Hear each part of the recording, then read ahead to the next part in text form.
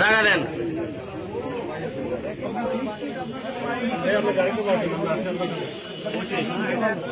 ওই লোকের কথা বল ভাই, মোহন ভাই আমরা একটু একটু একটু কথা বলতে চাচ্ছিলাম, মানে কি কি আদব করছেন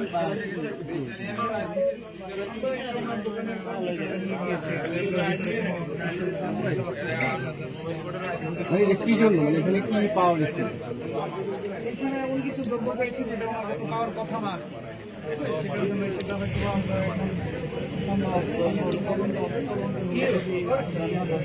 না থাকে তাহলে আর সমস্যা নাই।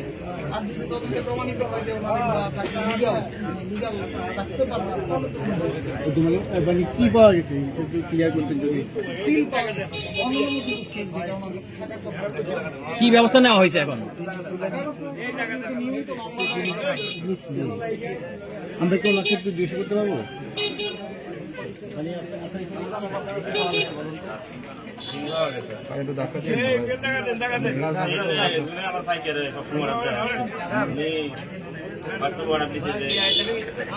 কালকে দিতে শুক্রবার অর্ডার দিচ্ছে আর কি, আগামীকালকে আমাদের 5টা সেল দিতে নির্বাচন সিল ভাবে বলছে বয়সে।